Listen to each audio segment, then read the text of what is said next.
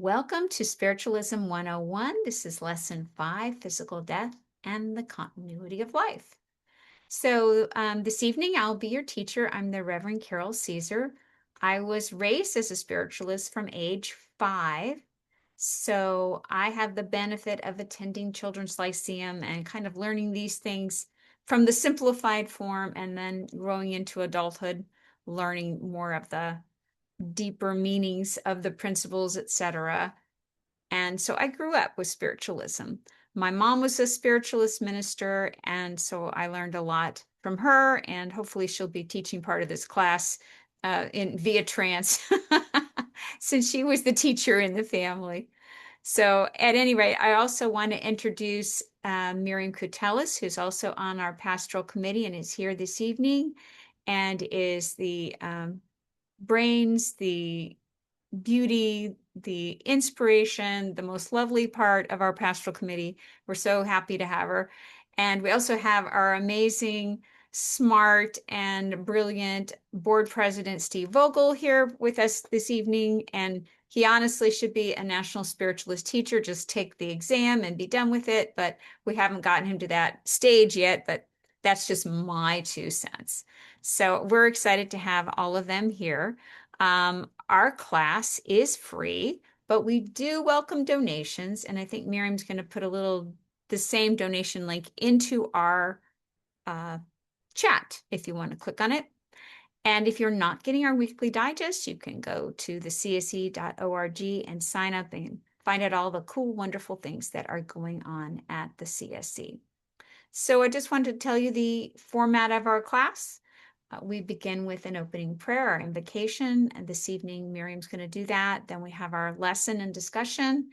And if there is time, we'll have a short meditation just so we can practice being spiritualists. And then we'll close with the prayer.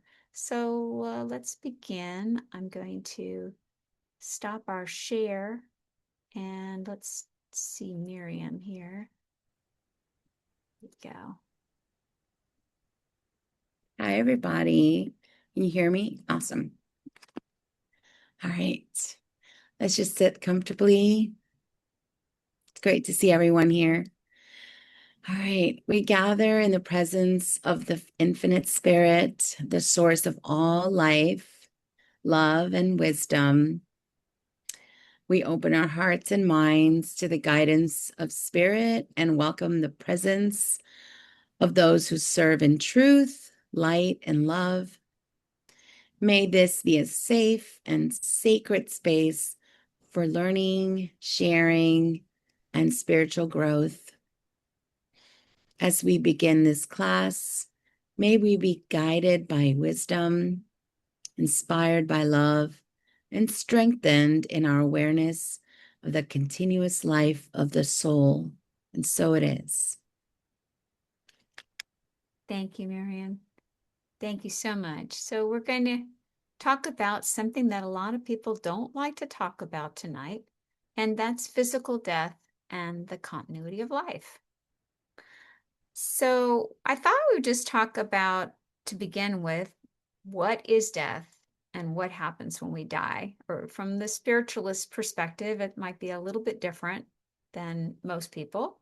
From the spiritualist perspective, death is just a change in our understanding, our location. We're in the physical, but when we transition, our consciousness kind of expands a little bit more, but we don't have our physical body. We don't have any physical restrictions or ailments. We exist in the same space, but we exist on a spiritual level. Our consciousness still exists, our personality still exists, and our character flaws. We haven't sprouted wings and become perfect beings. And what we know the same. Our humor stays the same. So I thought I'd open it up to a little bit for each of us to talk about, just if you want to go around, and you don't have to, what is death? And there's no wrong, right answer. Just What is death if you want to share your own about it? And if not, we'll move on. Steve gives me these. Okay. So spiritualism might be a little bit different in our perception of death because we consider it a transition on this continuous part of life. This is our physical part of life. And when we have the transition, then we have that spiritual part of life. And there is no destruction of that which is eternal, our soul, our spirit within. And that is why we say there is no death and there are no dead, because the word death means something different for us. It's a transition. And so there's always hope. That's why we say that the doorway to reformation is never closed, because we still have an opportunity to learn and grow when we transition to the spiritual state of consciousness. So I'm going to move on to our next topic. Well, I think I was supposed to tell you the topics. So we talked about death. We'll talk a little bit. We're going to talk a lot more about death. Does anyone have any questions or anything they want to say about death before I move on? I would add, I think it's one of the most fascinating topics that spiritualism is not afraid to look at eye to eye and get into it. So thank you. Okay.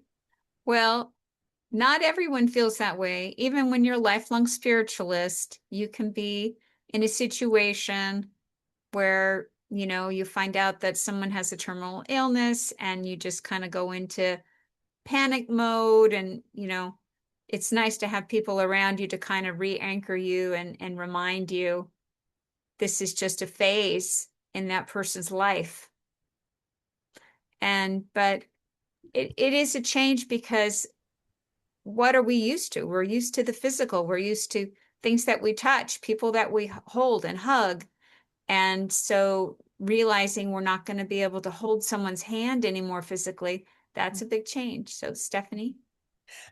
Something that really appeals to my belief system is the idea also that because it's just a transition of our energy to another way of expression, we don't go to heaven or hell.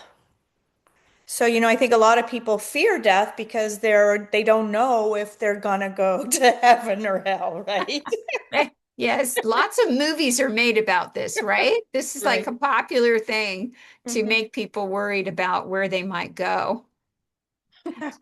That's why those are popular films. Yes. But I love that. It's like we're not afraid because we know that the level of existence we're at right now, it's going to be the same. And so let's talk about something that spiritualism um, talks about. Wait, where I feel like I skipped a slide here. There it is, triune being. I'm supposed to talk to you about the triune being. So spiritualism believes that we are a triune being, a three-part being. So I brought my little, can you see my little Russian doll here?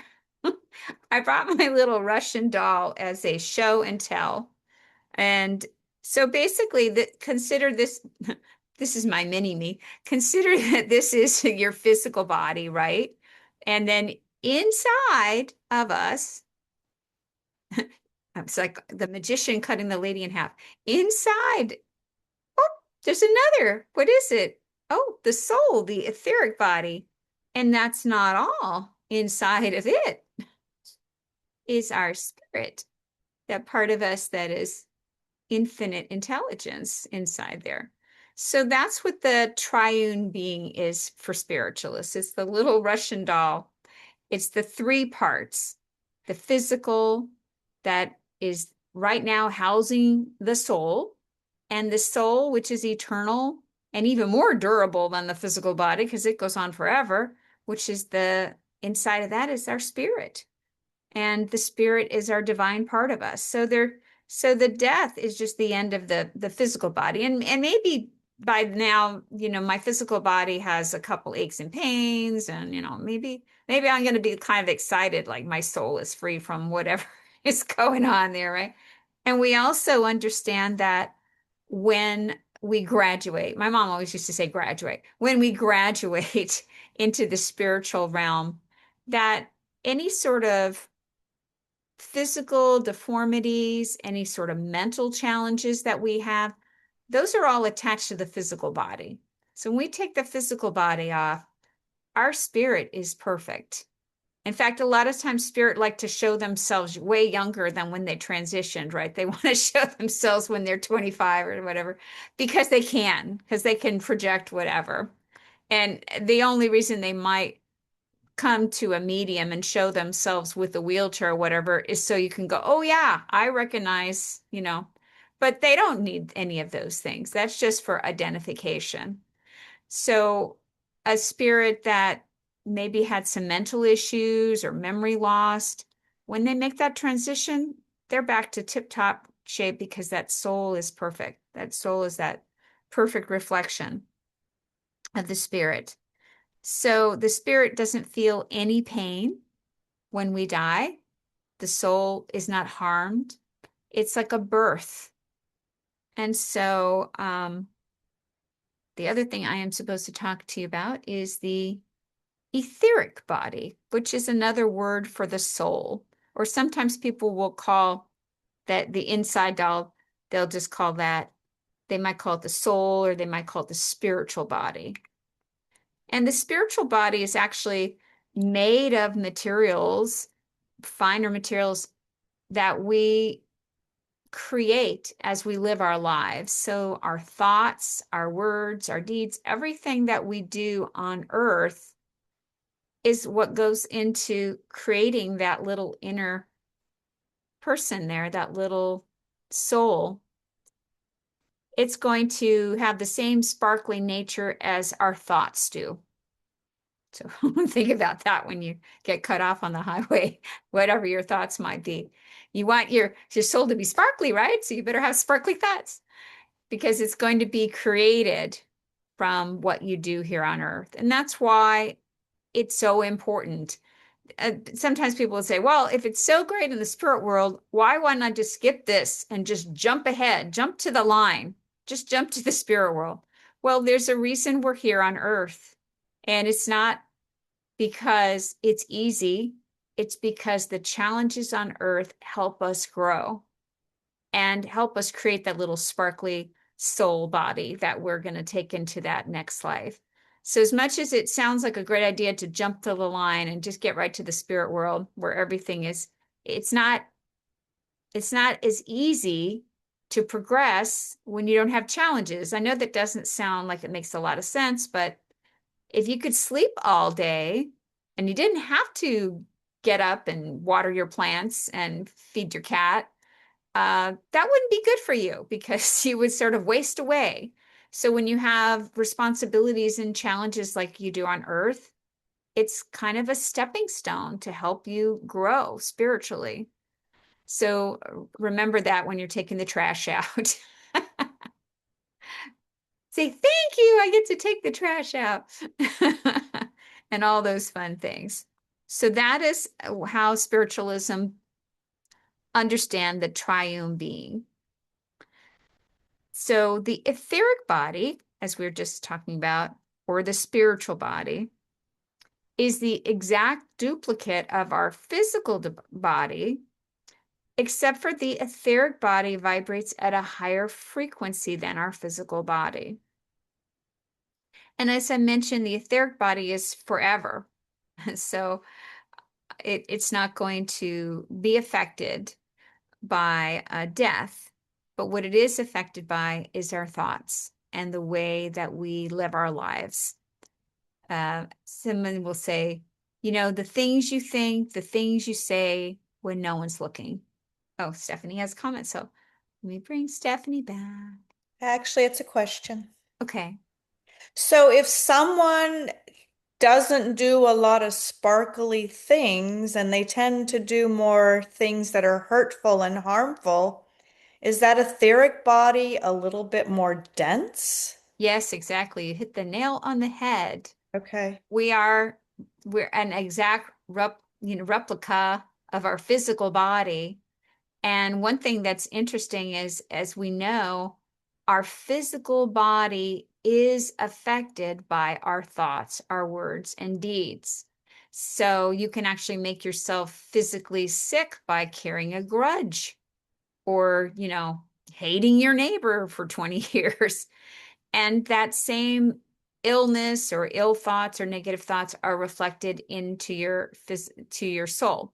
So your soul gets to the spirit world, and if you don't necessarily get to go to the most sparkly realm, you're at the realm, the level of or plane of existence. And guess what? You're surrounded by people. If you were a curmudgeon, all your neighbors are curmudgeons in the spirit world. That's your punishment. You get to be around more people like you. Or that's your reward. You get to be around more people like you. So, and that's why it's so much easier to learn on the earth plane, because we have all these different levels of spirituality around us. So if we were just around everyone who hugged us all day long, there wouldn't be as much of an opportunity for growth. And sometimes it seems like a lot of things are happening at the same time, and people will say, oh, well, it wouldn't be happening if you couldn't handle it. That's not necessarily true. Sometimes you have to ask for help, right? Either from people on the physical plane or from spirit. You have to kind of know, okay, I can't handle this lesson right now. I'm still dealing with this lesson right now, spirit. Bring in some help, right? So one of our pioneers that we love to talk about is Andrew Jackson Davis. And if you don't know that much about him, I know Steve talked about him a little bit in the history. He didn't have very much education, maybe just a couple of years. He was basically what we might consider illiterate. But Andrew Jackson Davis, through his mediumship, wrote all these different books. One of the best sellers of his time, Nature's Divine Revelations, was like, it was a bestseller worldwide. And he was at that point, not a college educated, not even a high school educated person. This was all coming directly from spirit. And so when they first started communicating with him, I'm guessing that his physical body was a little denser, a little negativity. He was kind of rough around the edges. And as spirit's working with him and these higher vibrations are coming through, they're sort of refining him and training him. And he's learning and growing through this process.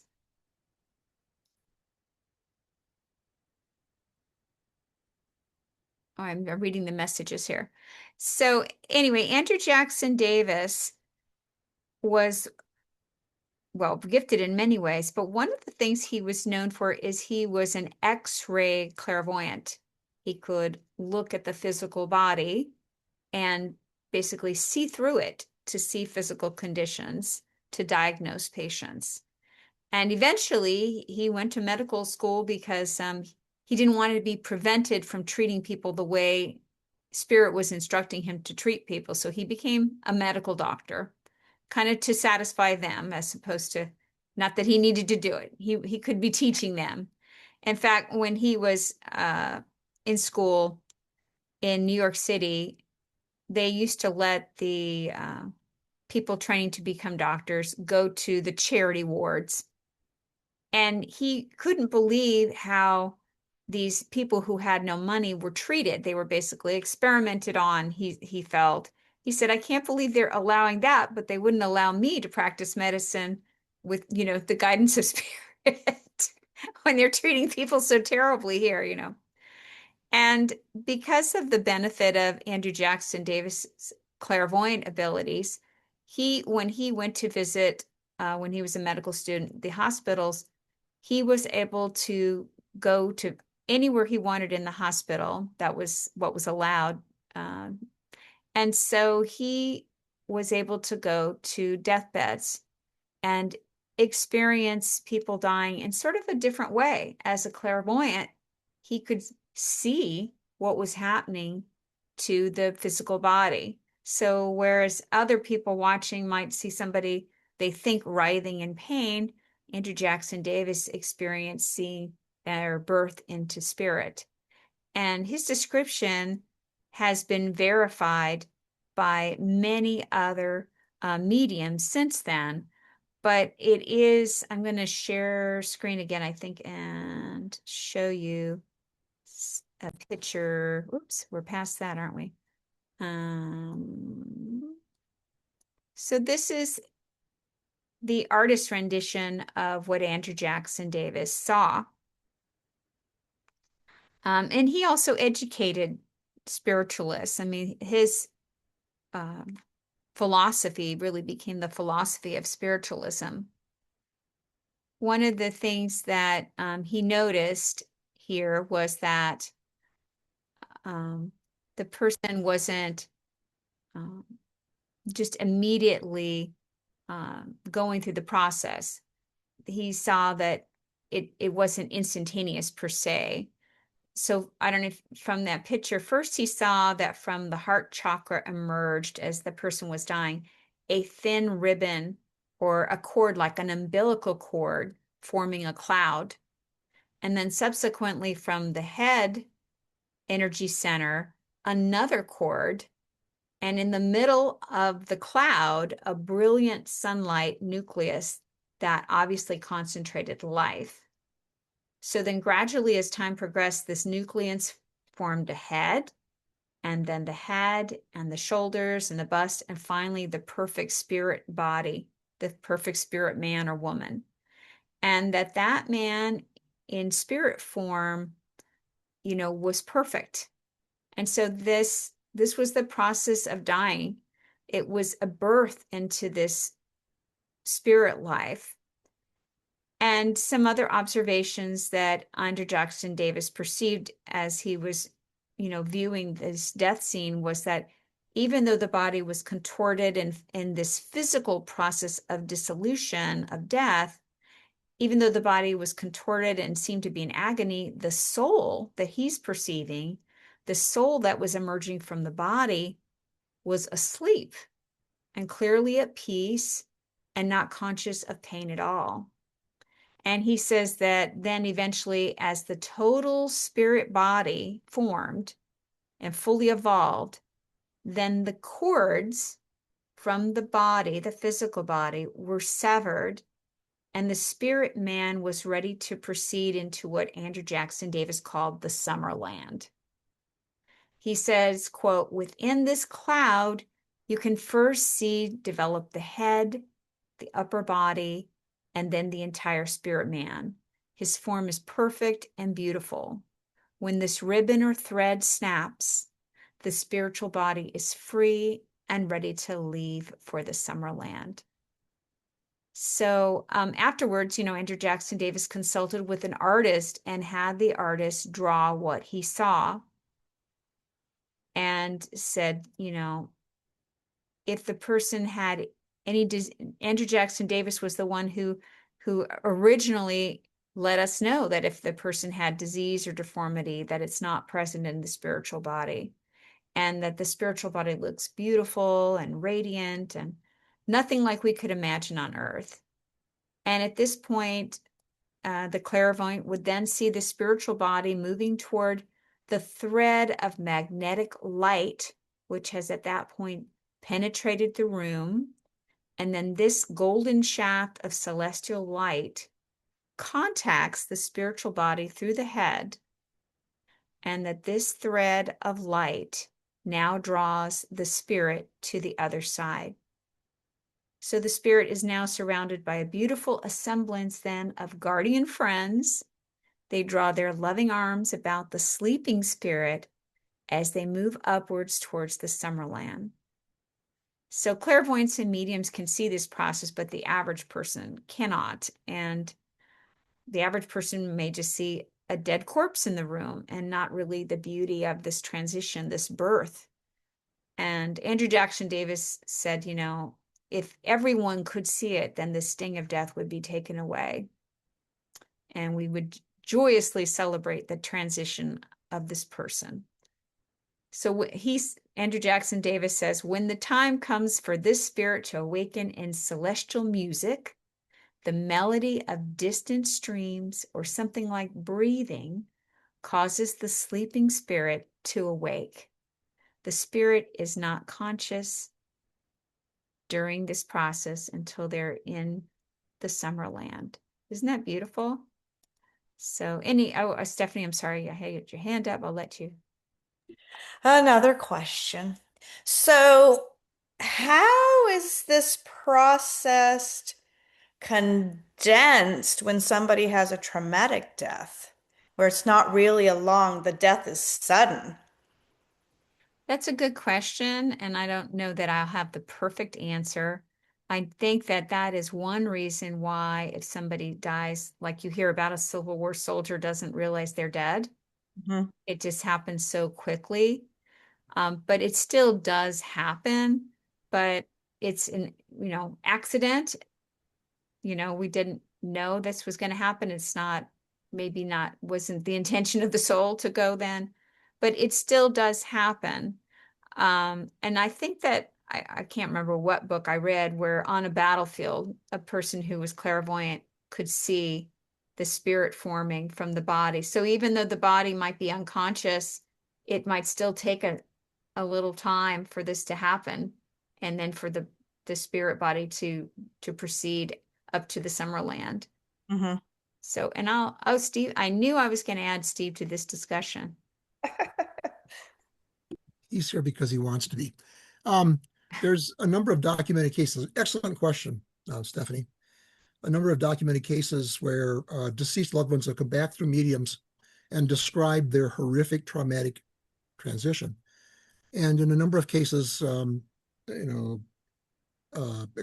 gas explosions, boiler explosions, horrific traffic accidents. The communicating spirits described them all of a sudden finding themselves out of their physical body a split second before the traumatic event and watching it from outside the body. So, um, you know, we live in a universe that's created and governed by a loving God, a loving infinite intelligence, and there's compassion there. One of our former members was driving in Canada and witnessed a one-car accident on a rural road, and or actually came upon it right after it happened. A rarely traveled rural road, and there was this woman sitting up on the bank looking down at the smoking car was wrecked. So our member pulled over, got out of her car, and went up and sat with the called the emergency number on her cell phone, went up and sat with this woman on the bank above the ditch.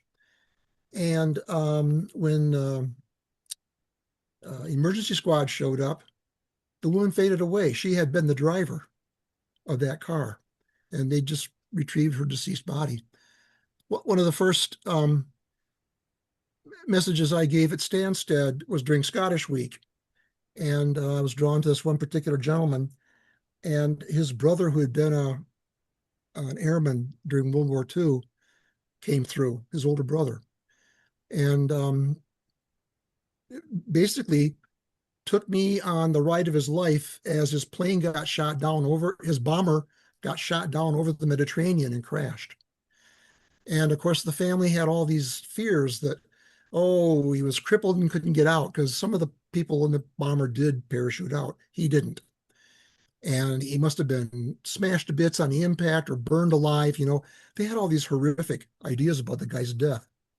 And he said he had the option of leaving the body before the plane hit the water or not. He decided to go down to the water and see what would happen.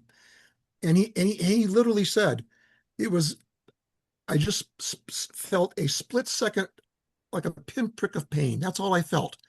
There was there was a fire in the plane, didn't bother him. He wasn't mangled to bits. But just before the impact, he felt a split second of pain, his physical body, and then he was outside his body watching the plane go down in the water. So yeah, that can happen. There is some compassion, and if any of us are facing a traumatic death, I hope that those compassionate spirits are there for us. Thank you. Oh, absolutely. Great Thank you questions. too. I've heard that as well, Steve, many times where a spirit comes through and they say that they didn't experience, that they were out of the body before it happened. And then, of course, we have near-death experience studies where people have, been able to come back and say, this is what happened. I saw the doctors over my body, and I saw my mom in the hallway, and she was wearing a red dress. And, like they can describe all of the details because they're there, they're observing. And very often they'll tell stories of, I was given the option of coming back, or I wasn't given the option of, I was told you must go back, or, whatever their story is. A lot of times they'll say, I didn't want to go back because it was very groovy and sparkly, but I chose to come back, or I was told to come back. So near-death experiences have given us a lot of things, a lot of studies that we can take that knowledge and put it with the knowledge of people as far back as Andrew Jackson Davis and other clairvoyants that have sort of coalesced to get together to give us our understanding of death. Spiritualism likes to take, when we adopt our philosophy, we like to take it from lots of different sources, the mediumship of several different mediums, and then combined now with these near-death experience studies has, proven that these experiences have been quite extraordinary. Now I'll share one more picture for you all. This is what was drawn, from his description, but I guess a prettier version is this photo that many of you may have seen before. And that's with the fully formed spirit, being guided by the light. And according to Davis, asleep, like a baby being born and so then, these spirit people that maybe that's their whole job, is they're in the transport business. When you get to the other side, you get a job that you're attracted to, right? So they guide the sleeping spirit, and then when they're there, now I've also heard and read that if a person had a long illness that affects their physical body, that it might also affect their spiritual body, and that they even have sort of like a hospital area in the Summerland or the spirit world where they're treated, But then I've heard from other mediums that the person passed away that morning and they showed up at a mediumship event that they knew their loved one was attending that same night and said, I'm okay, So I think there was a belief that there had to be a long time before a spirit could come back and communicate, but that has since proven to not necessarily be the case, depending on the spirit. So, okay, I will stop share and go to, we got all the hands up. Steve saying Stephanie gets to go first. Okay. Stephanie, you want to go first? Okay, so I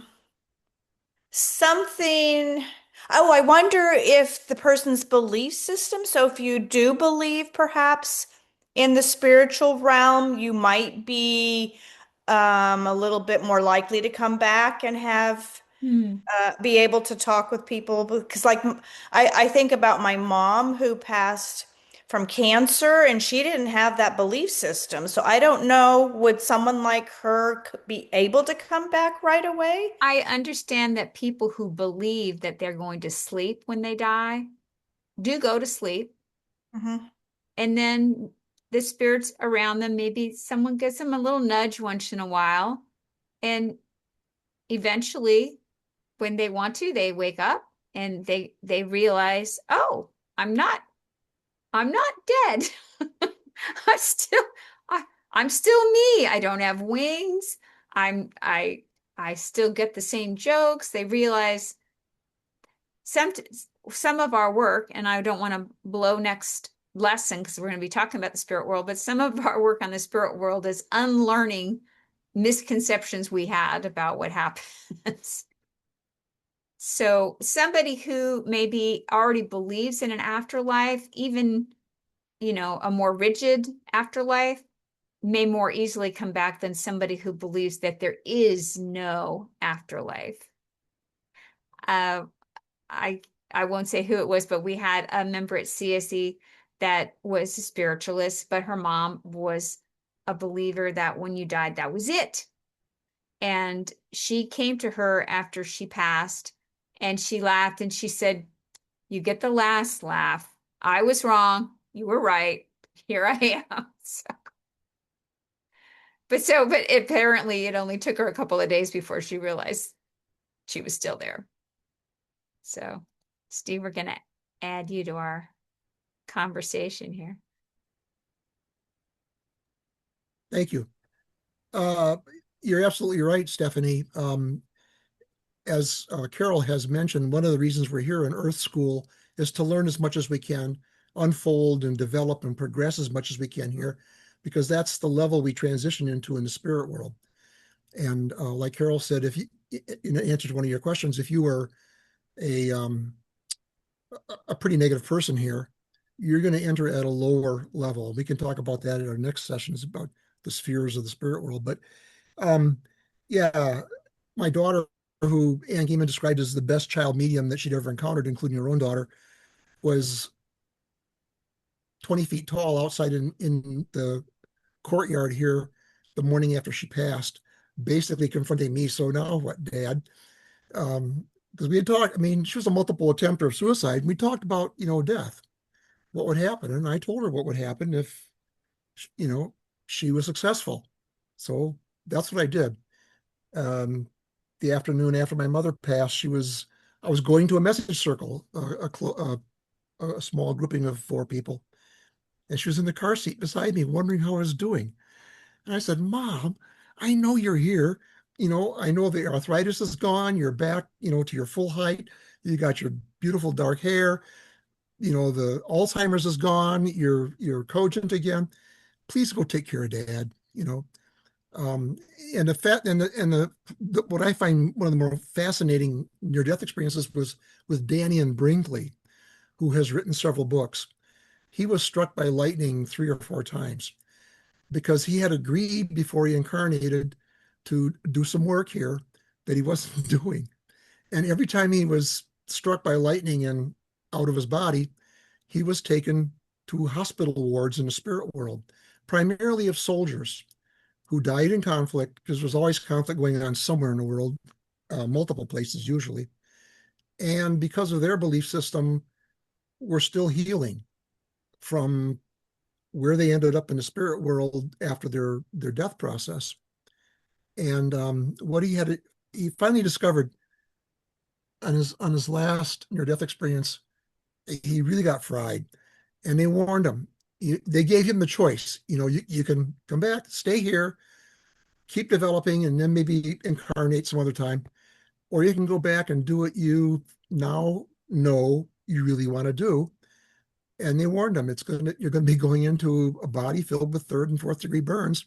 So, be prepared for that. And he did. And he created a system working with VA hospitals to begin talking with soldiers privately who were in the hospital, maybe in a death process, to help them talk about their combat experiences, what would have caused their PTSD, to help them spend less time in those blue-gray wards, he called them, in the spirit world. So it can have some positive effect, but it very much depends on your belief system. Now, my dad took several months before he finally came back through a medium. But again, I knew the difference between my mom's belief system and my dad's belief system. 2 different people. They were married for 60 years. They had me. So what can I do to complain? Well, good question. And I know not everyone has raised their hands, but if anybody wants to make another comment, Miriam or Allison or Jerry, before we go on. I'm putting the information, but Daniel Brinkley, you said? Mm-hmm. Okay, I'll just put that on. In the chat? or Yeah. okay. Awesome. Yes, with all this exciting news, you think more people would want to talk about death, but it's really not on the hit list of most people. In fact, our society is deemed a death-denying society. We're kind of obsessed with staying young and what is it? Decloderm for your neck and Plexaderm for your eyes. And we're interested in young stars and their lives and maybe not as focused as we might be on our own spiritual development. And there's a lot of people who don't really grasp how to be fully present when a loved one is passing. It's so uncomfortable for them that instead of really being there for the person who maybe is terminal or is going through the process, they want to just put the TV on. Or, this is what I've experienced in my own family. Because if we really want to make a difference, what better way than to be there for someone who's going through the death process? So as spiritualists, we can kind of be those people who guide our family members and others, if they're open to it, to being present.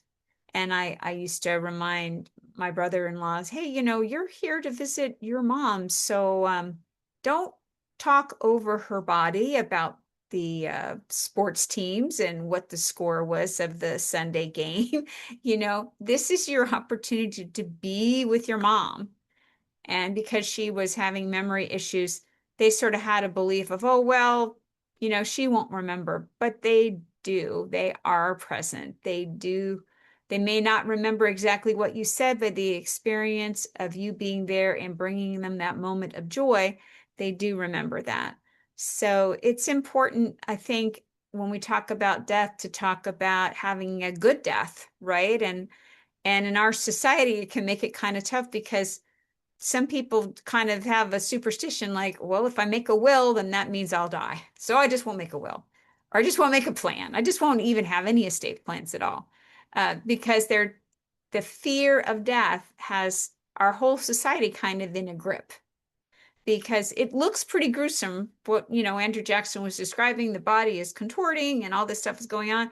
And those of us who don't understand that this is the birthing process into spirit, birthday into spirit, I call transition day. Oh, that was my mom's birthday into spirit. It's if you start looking at it like a graduation, like my mom used to say, instead of an ending, it's the next chapter. I think we're always sad, right? The kids go off to college and you're an empty nester and they graduated from high school. But at the same time, you're kind of excited for them, right? They're going off to college, they're going to have all this extra freedom. So, and we used to talk about death like, oh, well, you know what? They're in a different zip code now. They're in a different zip code, a little past California. Whatever that zip code is. That would be a great TV series about the spirit world. We would give it its own zip code and maybe make some visits there, right? Okay, someone make that series and we'll give credit to me. But that's our opportunity as spiritualists. How can we be present and make sure that the people around us, when they're going through that transition, that it's a wonderful experience? And there's different cultures do different things. Some cultures, the whole family comes in during the death process and they sing songs and they put on the person's favorite music. And so the death process becomes an opportunity to celebrate that person while they're still there. And a lot of times when you've been told, well, this person only has a week to live or whatever you might expect, it's an opportunity of relatives to come in maybe one at a time and share all these wonderful memories and the impact that person had in their life, and to really have that connection while they're on earth. Of course, it's even better if we would connect all our relatives, way before they start to transition. But if you're estranged from somebody, maybe this would be a good time to show up and be present. And so that's just my little wish list for people, that they have a good life by preparing for the transition. Because we all know we are going to make the transition. We don't know when. And how can we be prepared? By helping our soul get what wonderfully and sparkly. One way to do that is to be present for other people. Being in service is part of the growth process. It's the part of the way that we develop spiritually. You know how they'll say, if you're unhappy, go and make somebody happy, somebody else happy. That'll bring a smile to your face when you bring a smile to their face. So we could take time to discuss. If anybody, I see Steve has his hand. Yay. Thank you, Steve. Oh, you're muted. There you go. Real quickly, a number of our members have served in hospice. In fact, one of our ministers, who also had Reiki training, regularly served as a hospice worker. And the Reverend Christine Katadas, when she was still a member, experienced the transition of her mother here locally. Hmm. And she told the story of having to take some of her relatives at the deathbed in the hospital outside the room and let them know that the mother wasn't hallucinating. She was speaking to real deceased loved ones. She was recognizing them by name and having conversations with them in her transition process, and that she really wasn't, demented. So there are some things we can do, definitely. Absolutely. I remember my husband's grandmother, when she was transitioning, it was sort of a lengthy process in a way, and she took what we call day trips into the spirit world, and I remember it gave her daughter a lot of comfort, because she turned to her at one point and said, "It is beautiful there. I'm excited, And that, if depending on you love someone, you want to hang on to them or whatever, her daughter's reaction might have been kind of like, "Oh, well, it's not as good as being here with me, right, Mom?" It's like, well, don't have to rush there, but I have a feeling that's my next, stop on this train trip. So, should we take a little comfort break for a moment? Does anybody want to take like a little 5-minute breather, or do we have some more discussion? Anyone want to talk about anything before we take a little break? And so just as a reminder, there is a link in the chat if you'd like to donate to the CSE. We certainly appreciate it. So we'll take a little 5-minute break. I'm going to stop the recording for a moment, and we'll come back in about, say, 5 minutes or so. Let's see.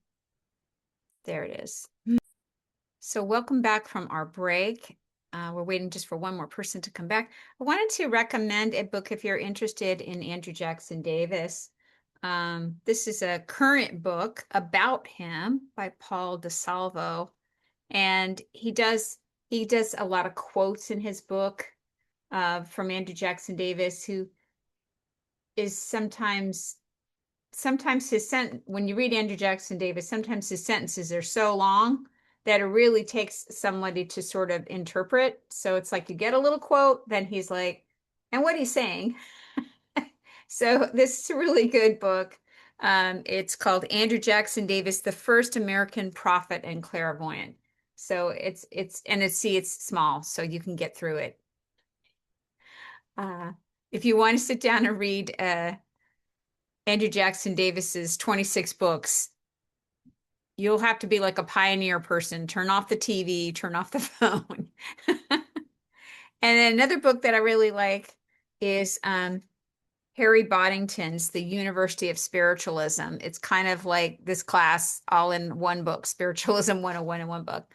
Harry, and it's old, old, like, 1847. Yeah, that's old. But it's a really good book. And so, oh, we don't have Stephanie back yet. Oh, well, thank you. Yes, I love that book. Has anyone else read that book, University of Spiritual? It's really good. Anyway, Stephanie, you just missed me doing a show and tell, recommending this Andrew Jackson Davis book. Actually, I was sitting here, but I'm having Oh, dinner, so oh, I have my okay. camera off. Oh, good. Okay. We didn't want to start without you. Thank you. We don't want this transition train to take off without anybody being involved. So, as far as our society's views on death, we've got into it a little bit, and we've all sort of experienced um, what happens within a family, or even us individually, when there's a death in the family. And one of the books that I really enjoy are the Elizabeth Kubler-Ross books. And she was one of the very first people to bring up the stages of grief. And so I know that they can come in different times, but uh, she says that denial is a stage of grief where people just refuse to acknowledge the reality of the death, or just avoiding the conversation. Well, that would be pretty much half the people I know. Before there even is any death, they're already denying it. And then the one of the other stages is anger. When a person starts to accept the reality of the death, they may be very angry toward themselves or others, or blame others. And then there's a stage of bargaining involving trying to negotiate or bargain your way out of the situation. This might look a little different if it's you who's been diagnosed, or maybe it's a loved one or a friend, and you're kind of like, you hear about people making a deal with God. I'll be so good if they'll just, be okay.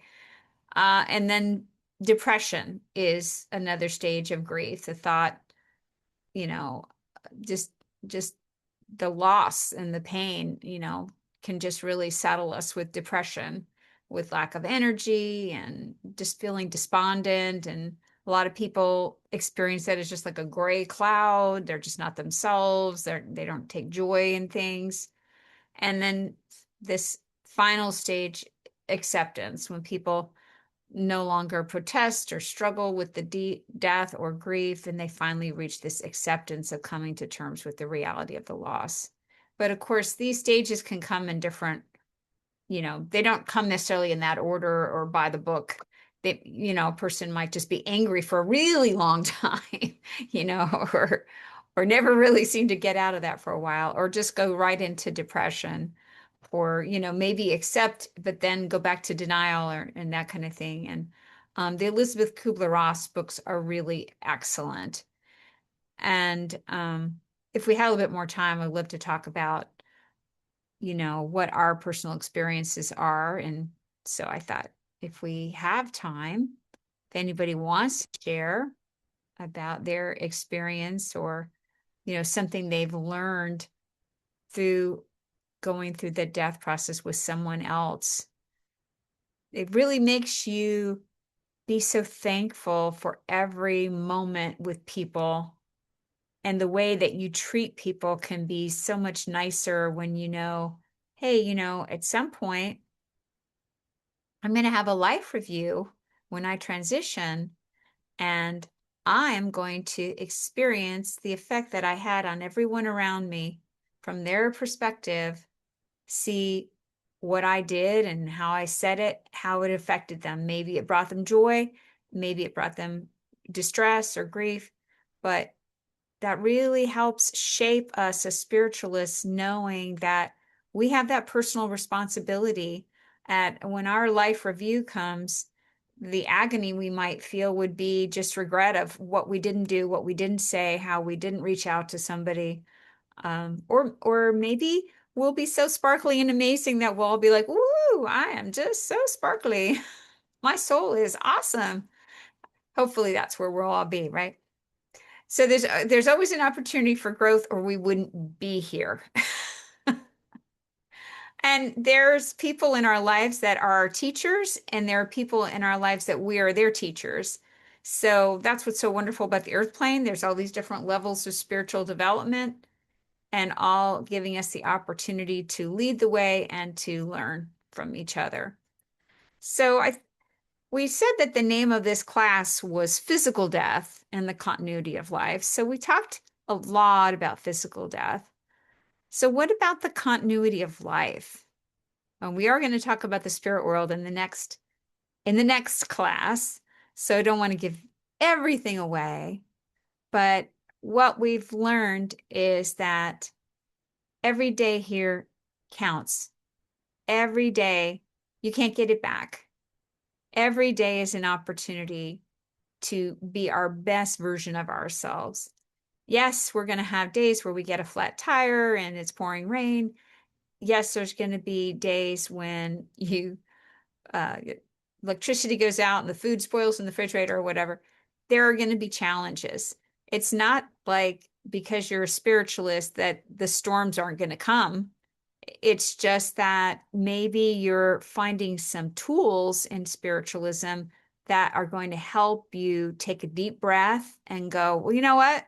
I got to take a shower anyway. I'm just going to go out and dance in the rain, So it's your attitude about the things that happen in your life that often, you know, help you graduate to kind of a little more, aha.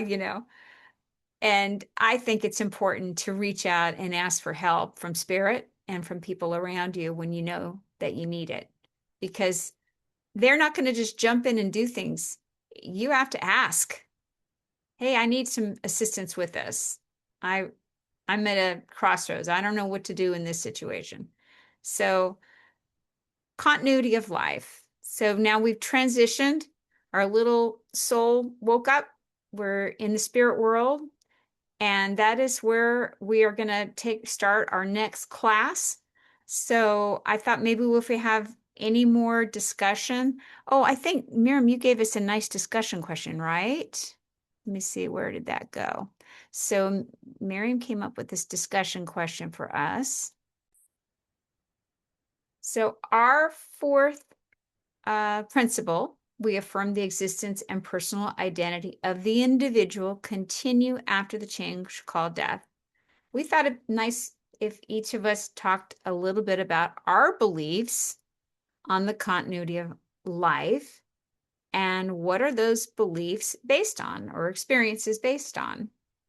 So your beliefs on the continuity of life and what are those beliefs based on. So Miriam's going to go first. Thank you. In my early 20s, I read the Tibetan Book of the Dead, which I was, and after reading that, one of the things that I stuck with me was how they're very focused on when someone dies, you need to focus on not how they died, but on how they lived, and that helps them in their in their sort of wherever they're going next. And that was really helpful to me, having had lost a friend to suicide. And for the first several months, I was very focused on, how she did it. And it was like, I'm so focused on it that it was very painful. And when, I remembered that part of the book about really trying to focus and send that mental energy elsewhere, So that was a lot of my beliefs are based on sort of that. And also listening to near-death experience. All of you who know me know I'm obsessed with near-death experience stories, and just listening to them have been quite informative for basing my beliefs.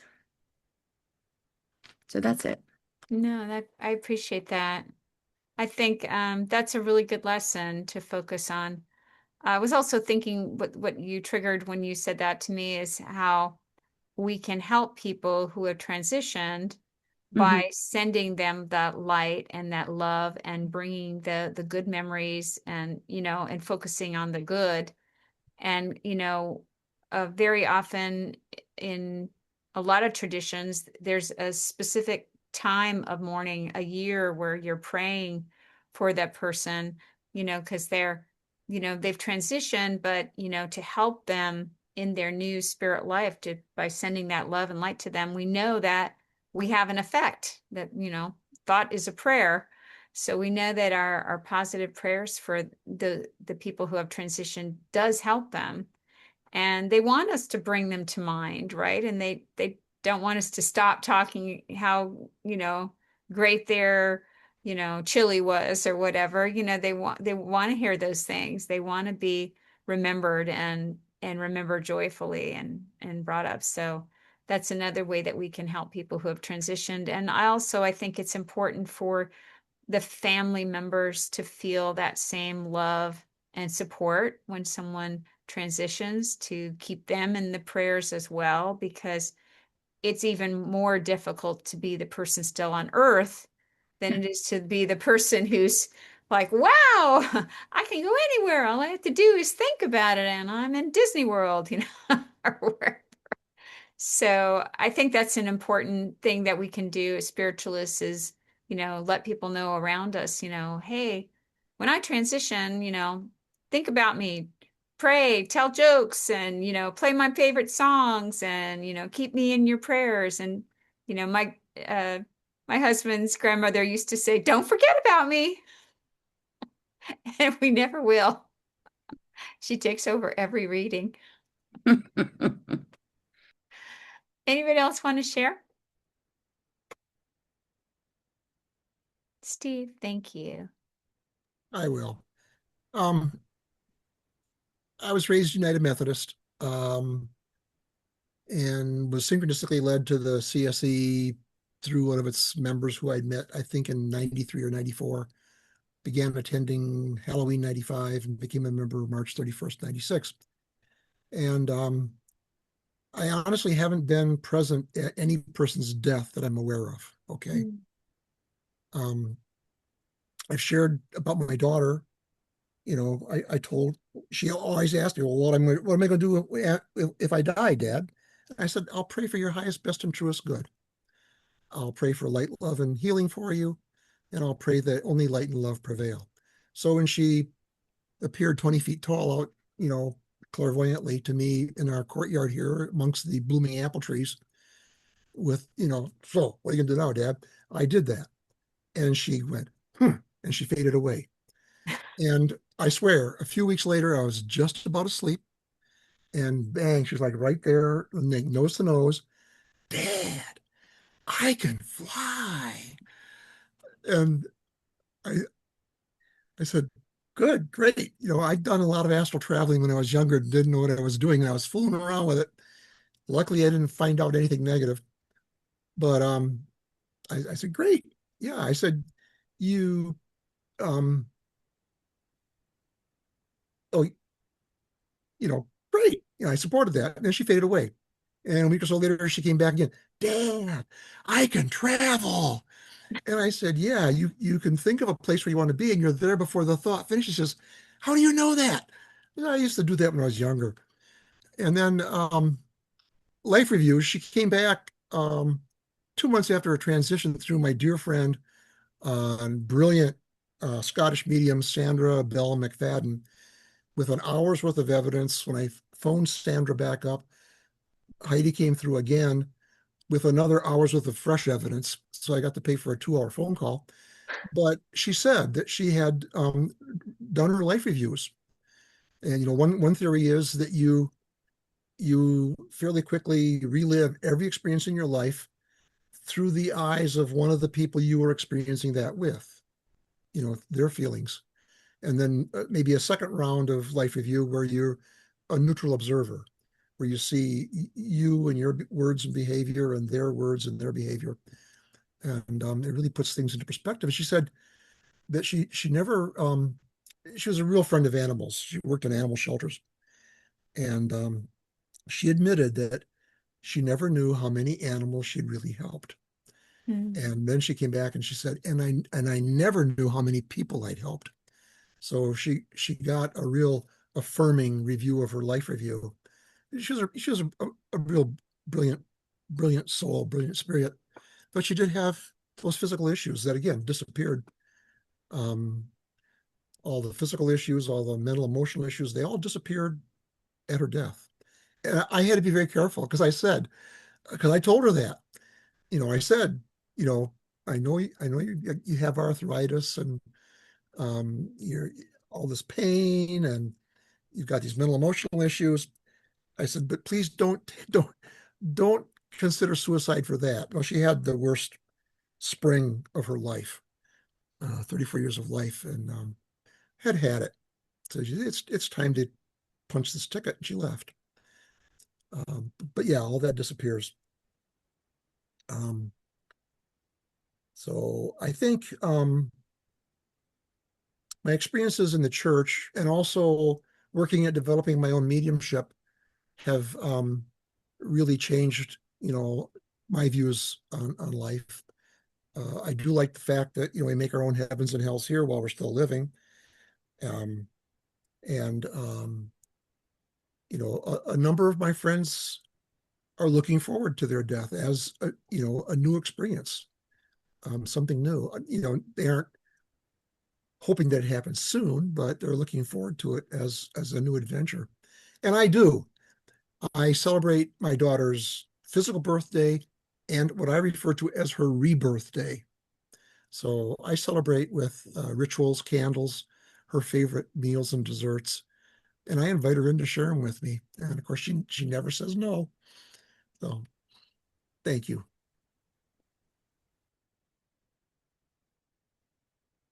Thank you, Steve. So anybody else want to share? Stephanie.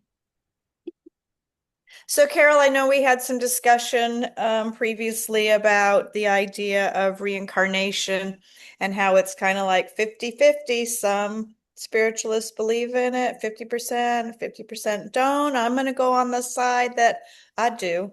So I feel like we have continuity of life over lifetimes. And I've done some past life regression and come across some very interesting stories. And in one of those, my current son was my brother. In another one, I was a man waiting for a child to return. But I've also read a lot of stories about children who actually have a lot of previous life experiences and remembrances. They don't have the veil covering their experiences and connection to the other side.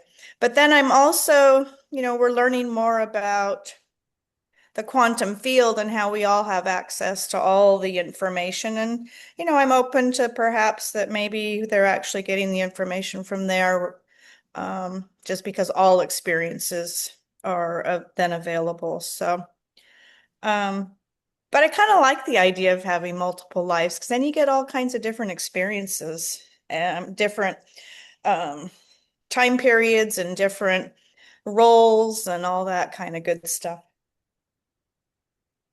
My mom was a believer in reincarnation. So whenever she would kill a fly, she would always tell it to evolve. It was going to come back as something better. So I always remember that growing up. SWAT, evolve. But yes, people are 50-50 on it. And wonderful thing about spiritualism is we don't tell you how to think. We just want you to think, and we want you to explore and to question. And, the only way to really learn on your own is like your own experiences, because you can read some beautiful passage in a sacred text. But if you actually experience it for yourself, you feel that same message in your meditation. Um, it's in the experience of things that really kind of sinks in, you know. And so that is why I think it's great to explore spiritualism, because there's so much more to it than just messages from our loved ones. There's so much we can do with this knowledge. What do we do with the knowledge of continuity? You know, it's how we live our lives now. And learning sort of to be your own guide and being open to receiving that inspiration that comes from that part of you. Remember, go back to the doll, the spirit inside, the GPS inside, finding, giving that spirit inside a voice and hearing it. That's, you know, sometimes when you're like, hey, that's really not me, right? You know, you're getting that higher self inspiration. And sometimes that will come in your darkest moments when things are really bad. Maybe that's when you're open to listening more, you know, but maybe we don't have to get to that darkest moment. Maybe we can train ourselves to listen to our higher self. And that's why we bring prayer and meditation as a practice of spiritualism, because we're learning how to be our best version of ourselves. We're working on that sparkly soul body thing going on. So I thought it'd be nice if, as part of our practice, we had a little meditation to close our time. But does anyone else want to share anything more about continuity of life or death or questioning or just something we haven't covered? So the meditation will not be on the quiz. And so let me put on a little bit of music for us. Was I supposed to do something more? I think I'm good. I'm looking at my little cheat sheet. Okay. So, all right. So we're going to put on a little bit of music, and I just invite us to take this opportunity to listen to our higher selves. So let me share some music. And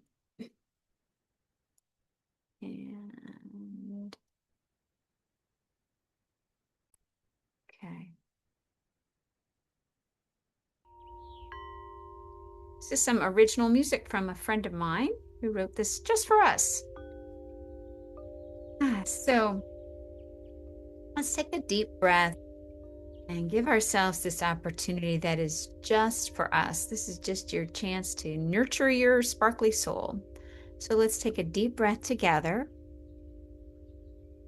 and just hold it for a second. And then just fully exhale. Okay, let's take another deep breath together. And holding for a second. And then just fully exhaling. Let all that tension come out of your shoulders. Relax in your chair. Take another cleansing breath together. And holding for a second. And then fully exhaling.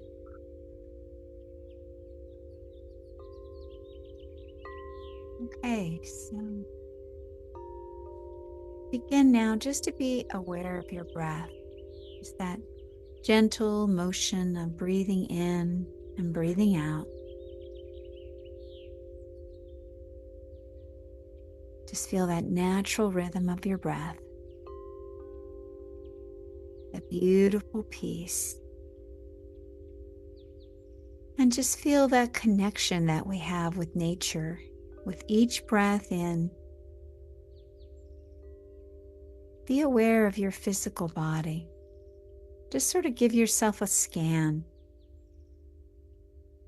and feel the tension just fully releasing from your body with every breath in. Feel your connection to the earth beneath your feet. That wonderful earth energy is so reassuring. It's powerful. It's calm. Feel your connection to the earth. Feel that wonderful vibration of that earth energy just moving up into your body. And feel that wonderful balance. The earth energy is very balanced. You never find that the flowers rush to bloom. They just bloom in their own time. So with every breath, allow yourself to relax more fully and begin to be aware of that spiritual energy around your aura. Just feeling that wonderful spiritual energy that starts from within and emanates out. And perhaps just let's imagine that there's this beautiful light just above our head, and that this light signifies this beautiful spiritual energy from the spiritual realm. And just allow this light to just kind of cascade over you. Feel the love of spirit. Feel this light now cascading over your body, touching every cell, feeling more joyful and light, feeling that connection now with the spiritual and the physical and perfect balance within. And with each breath that you take, notice if there's any tension or pain in your body. And as you exhale, give yourself permission to release that tension, release any pain, release any worries. And if there is this big worry going on in your life right now, just visualize that it's over here in a box. And just let this spiritual energy rain down over the box, so that at the end of our meditation, when you go to collect your box, you find that the worry has been transformed into a beautiful light. Or maybe it's a beautiful dove that just takes off and flies into the air in peace.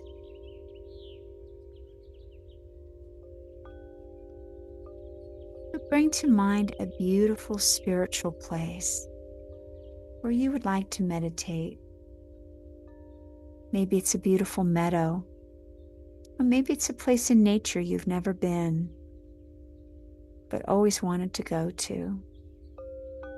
Or maybe your mind is brought to mind something more beautiful and spectacular than you've ever seen before.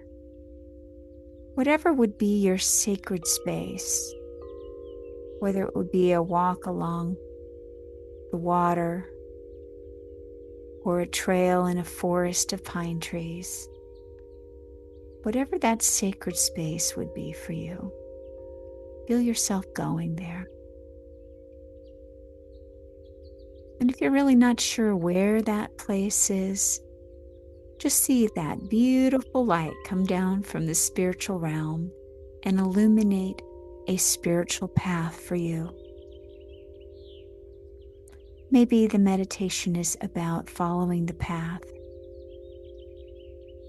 So allow yourself to be led or to be in your sacred space.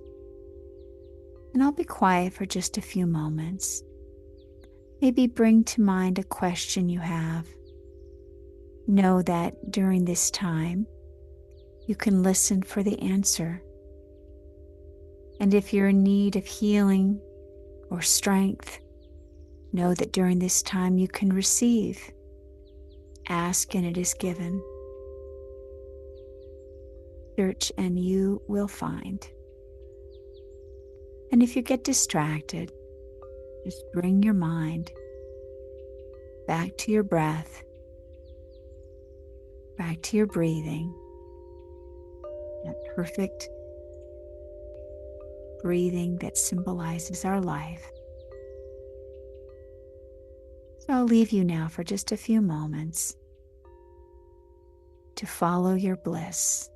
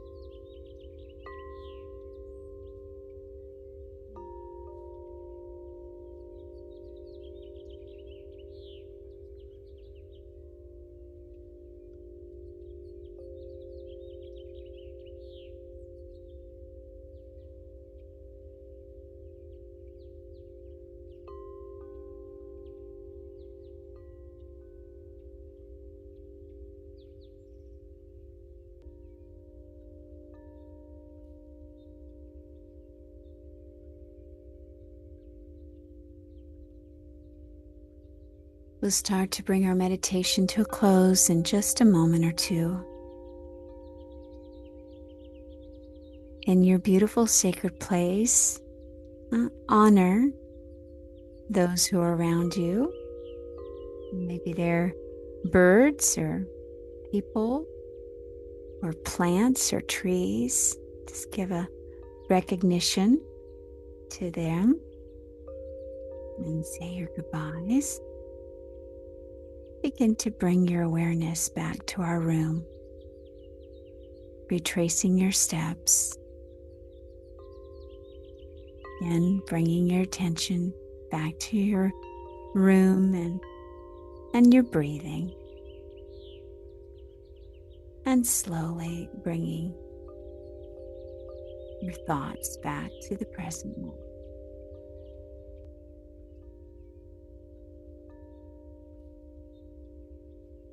And so just ever so slowly, whenever you're ready, begin to open your eyes.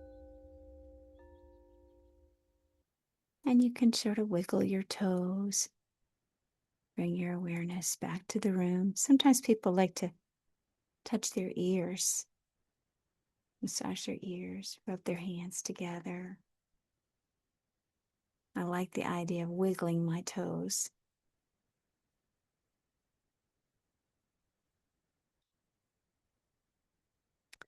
So I hope that everyone has enjoyed our time together. I am supposed to remind everyone that we would love to have you share with us your digits and information in attendance in the chat so that we know that you are here. The class is being recorded, so if you want, you can go back and watch it again. And we will have our closing prayer, and then we will stop the recording. Anybody has some questions or things that they want to say off the record. So if you'll join me in prayer. Infinite intelligence, bless each one of us that have joined together to celebrate that transition called death and to celebrate the continuity of life. Let each one of us make this moment, this life, the most spectacular that we can, working on our wonderful sparkly soul and bringing that joyful feeling out into the world. May we have a week filled with love and with light, and may we be that light for those around us. And so it is. Amen. And thank you all for joining us. And I'm going to stop our recording now.